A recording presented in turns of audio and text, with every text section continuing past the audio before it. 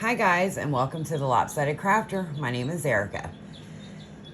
In one of my recent videos, you may have seen that I did a haul at Michael's for some sock yarn.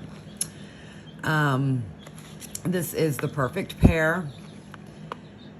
This particular color that I have right here in my hand is Walk Like a Man.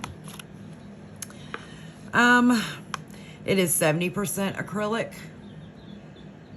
23% viscose from bamboo, and 7% polyester. So it does have a little bit of a stretch, but not very much. Let me zoom in so you guys can see that.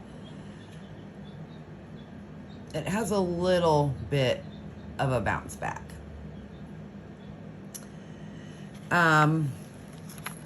Each ball is 3.5 ounces or 100 grams. And 454 yards. It is a number 1 super fine. The suggested knitting needle for this is a US number 2, which would give you 32 stitches and 40 rows in a 4x4 gauge. It also suggests a 3.25 millimeter or a USD crochet hook. Okay, so this is a self-striping yarn, by the way you can see in the picture.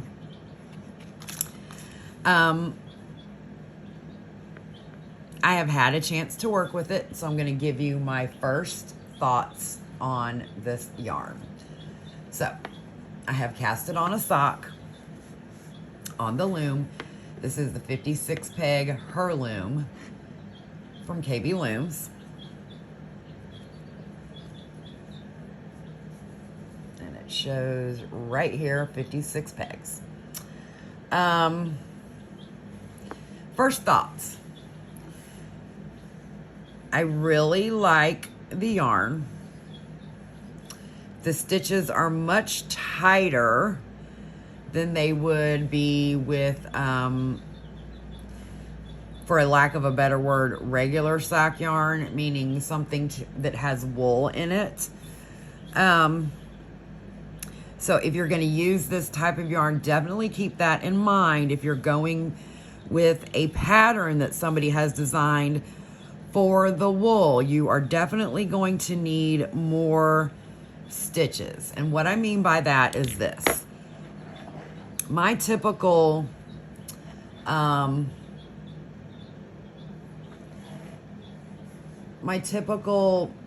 of stitches from where I finish my toe, which is about here, to where I start my heel, which is about here, for my size, which is a 7.5 women's, I typically only do 60 rows in this area. Okay? With this yarn, to get the same amount of distance, I had to do 75 rows before the heel. So, from the toe finish to here was 75 rows. So it was 10 more rounds. 10 more rounds than normal. The heel shaping and the toe shaping, I did exactly the same because I feel like it's got enough stretch this way. It just didn't have a lot of stretch this way for my foot. The self-striping is fantastic. I'm really liking it. Like I said, I've done my heel shaping.